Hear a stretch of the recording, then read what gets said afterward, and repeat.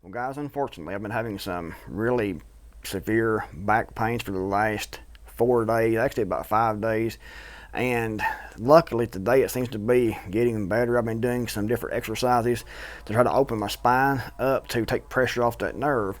But it's a protruding disc that has pushed out and it's pushing against the nerves.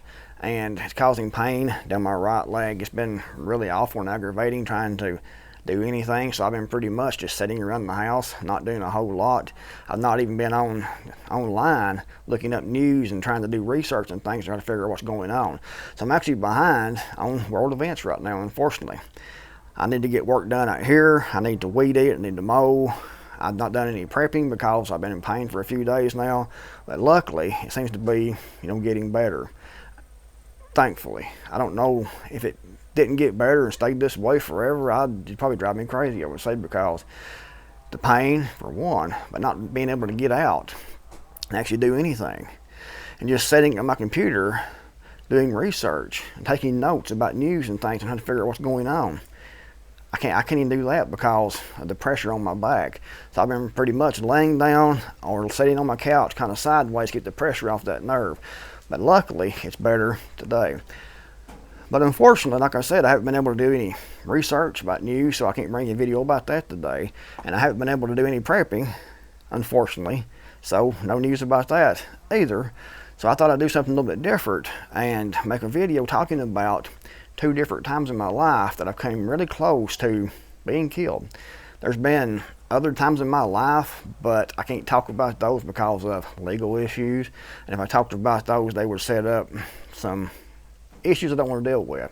So a lot of times and a lot of things, you better keep your mouth shut, and that's what I do on certain topics. But I can talk about a couple of different times I've came really close to being killed. The first time was when I was about 24 years old, I think that it was, and I had moved up into this house, and it was really secluded. This property was. It was 176 acres of property with an old farmhouse, an old barn, and I actually rented that property for close to 2 years, and my rent was $50 a month, what I paid for rent on that property. They really wanted someone to stay at that property to keep anyone from doing anything to it, like burning it down and things like that. So I got rent cheap, and at the time my electricity bill that I had there was $15 a month. There was no running water. The only water I had was outside in a well pump that had the handle that you pump the water comes out that way. No bathroom, no sinks in the house. It was like old farmhouse, like I said, 115 years old. And when it was first built, they really had no electricity was put into it. The electricity was put in later, the wiring and things, and it just had 110. So I had no like electric stove, electric heat, anything like that. It just had, lights, and I had to plug in so I could plug in a radio or something like that. It was heated by a fireplace, and the property is actually right on the Tennessee-Kentucky state line. Is on the Tennessee side, but the Kentucky state line was just right there. I could walk out on the Kentucky state line. And this happened when I had been up there not even 2 months, I don't think that it was. It's been a long time ago.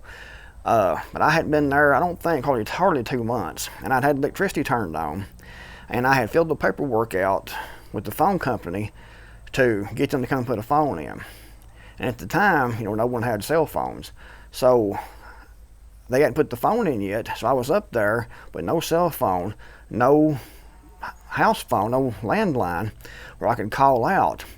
And it was getting, no, it wasn't dark, but it was like, dusky dark.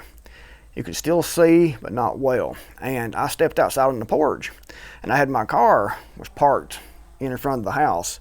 The house was back here, and the car was parked in this way. And I stepped out on my front porch, and like I said, it was just starting to get dark. And it looked like that my front tire on my car was about flat. So I had shorts on because it was warm weather, and I had shorts on and no shoes. And I looked at that and I said, that looks like that is about flat. I'm going to change that thing in the morning if that's the case. But I couldn't hardly see good enough to tell if it was actually flat or not. So I decided to walk out there and check and see where I could get a better view of it up a little bit closer. So I walked out, and there was a apple tree that was over here. The car was parked here, apple tree was right here, and I walked out, and when I passed by the apple tree, something hit me in the leg. Pow! Hit me hard in the leg. So I jumped back, and it was a large copperhead.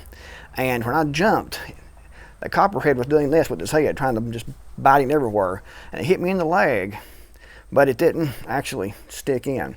So that was really, really close, because more than likely, the way that thing was acting, if it would actually hit and would actually got the fangs in, I would have got the poison. Sometimes they don't actually release the poison, but more than likely I would have got it that day. And I was just really, really lucky that it didn't hit right. It just hit my leg, but for some reason, it just didn't put the fangs in and didn't release the poison. And I would have been up there by myself, and the closest neighbor was about 1.5 miles away on the Kentucky side. So I would have had to drove myself out, got to a neighbor's house to call for an ambulance or try to drive myself to the hospital, and that would have took 45 minutes to an hour at least to get out of there, get to the neighbor's house, to call, and to hopefully get an ambulance to come. So I would have probably died. I can't guarantee it, because I've known people that's gotten bitten by copperheads before and just gotten really sick but didn't die. But with no medical treatment, you definitely can die. So that was really, really close at that time. And I saw that, and I was like, oh, because when you get really close to getting killed, and when it first happens, you don't really think about it. But then after it happens, you're like, wow. And you can feel, you just feeling it, you came so close, But when that hit like that, I jumped back and I saw what it was. So I went in the house and I got a rifle, and I came back out and I shot that snake, that copperhead. And I went back in the house, and then it hit me. What actually happened, how close it was to me actually dying up there, having at least a really serious health emergency with that snake bite from that copperhead. So after I got calmed down for about an hour and I was in the house, I actually shot the first snake with AK-47 is what I had. And the Egyptian AK-47 is what I had, a Maori. But anyway, I went back in the house, and I was in shock. Your heart's beating like this and everything, and you're like, wow, it was so close. But after I got calmed down, I got my .22 rifle. I had a Ruger 77-22, the bolt action, with a scope on it. So I got a flashlight, and I went outside with that .22 rifle, and I was shining around looking for more snakes, and there was another one. So I shot that one. So I shined around some more, and there was another one. I ended up killing 3 snakes in that yard in that same night. At that place, I had a rattlesnake in the yard, 3 different copperheads in the yard, a big black snake in the chicken coop up there. I mean, there was snakes all over the place up there. The place was bad for poisonous snakes. The second time that I almost died was actually here recently. It was less than a year ago, and I was coming back from my mom's house. I went up to visit her, and we had dinner together, and I was coming back home, right? And I was just driving along. I was going probably 50 miles per hour, and I was coming close to an intersection. And this is a really busy intersection with, the stoplights and everything. So when I come to an intersection, instead of just driving through, if the lights are green, which they were, the light was green for me to go on through. But instead of just driving through like most people will, your eyes on the road, I always look to see if anyone's coming. And that day, when I was driving through, getting close to that light, it was green. Instead of just driving on through, I looked to see what was coming through the other side here. And there was a minivan. And that minivan came across the road, came across the concrete divide, came all the way across, through the light, hit the bank on the other side of the road, and missed my truck by maybe 10 feet. If I hadn't looked and hadn't stopped, I would have got hit right in the door by that vehicle. But it came through, and it was going probably at least 75 miles per hour, because when I saw that, pretty much as soon as I saw it, it went right past the front of my truck, hit the bank on the other side of the road, jumped up the bank, went up the bank. When it jumped, landed back down and rolled back down. I mean, that was really, really close.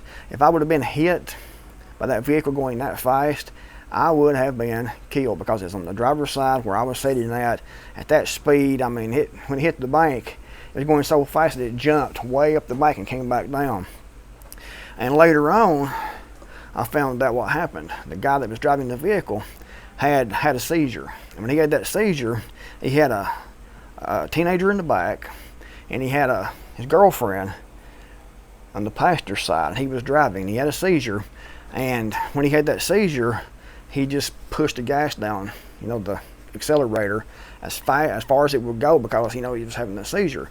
And she was trying to get the wheel turned, but couldn't get it stopped. Nothing she could do about it, because the guy, he was a big guy.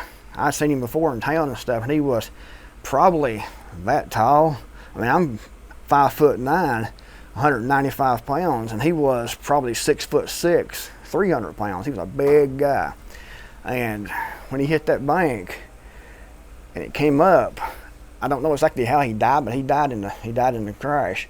And his head, I think, hit the top of the roof of the vehicle and done his neck in. I think that's the way that he actually died. I don't think it was a seizure that killed him, but that was a seizure that caused him to come across the intersection at that high rate of speed.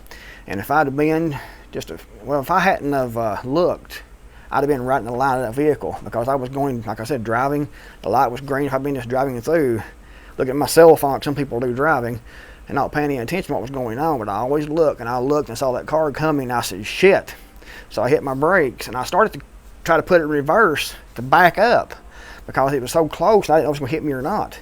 I didn't have time. Didn't have time to put it in reverse, try to back up. I saw it, and as soon as I saw it, I hit the brakes, and I was starting to put it, in reverse. We're on this side over here in the floor, actually, where it's at, in the side over here. But anyway, I didn't have time. It came through so quickly, so fast. I mean, it was just probably, it was here to the wall back there, which is about 9 or 10 feet. I mean, I just saw the vehicle go right through, right by. That was really, really close. So that's 2 times that I came this close to being killed. But anyways, I hope you enjoyed this video. It's something different. Like I said, I've had trouble with my back. It's just now getting better. I'm still kind of stiff right now, as you can tell. But I'm trying to work through this, and it seems to be doing better. So hopefully in a couple of days, I'll be back to normal again. It does this every so often. But hopefully you enjoyed this video. If you did, give it a thumbs up. I really appreciate it. Thanks for watching. I'll see you on the next video, hopefully.